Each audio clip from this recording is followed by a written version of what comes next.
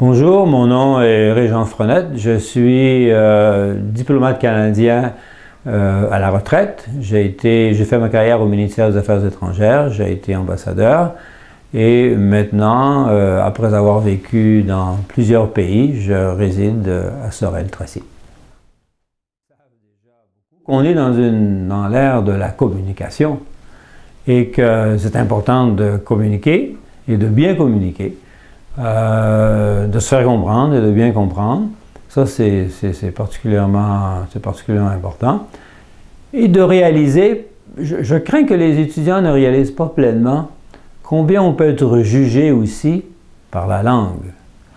Peut-être moins au Québec parce qu'on est moins regardant là-dessus, moins regardant effectivement. Mais si vous sortez du Québec, vous allez dans d'autres milieux francophones, eh bien, là, vous allez être jugé sur votre façon de vous exprimer, par exemple. Parce qu'on va associer un peu votre compétence à vous exprimer correctement à votre compétence professionnelle que vous avez apprise à l'université ou à l'école.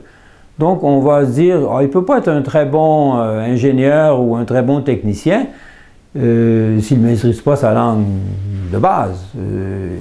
Alors les gens font des raccourcis comme ça, ils sautent à des conclusions qui sont très souvent erronées, mais vous êtes jugé un peu comme, c'est pas toujours agréable, mais comme un paysan qu'ils disent. Et puis ils n'ont pas envie de traiter avec des paysans. Et puis, vous ne l'êtes pas, mais vous n'avez pas le temps de vous exprimer.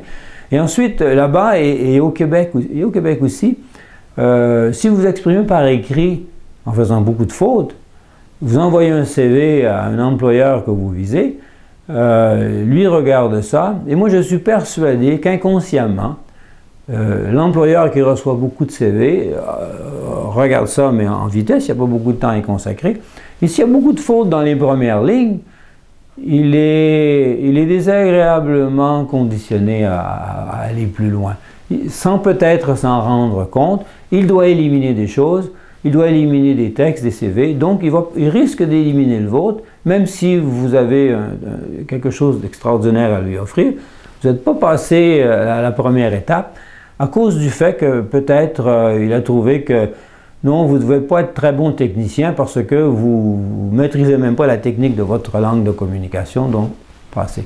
Et il y a peut-être, en fait, je suis persuadé qu'il y a des gens qui ont loupé des postes intéressants, importants pour eux, qui auraient fait la différence simplement parce qu'ils n'ont pas su convaincre le lecteur au premier abord.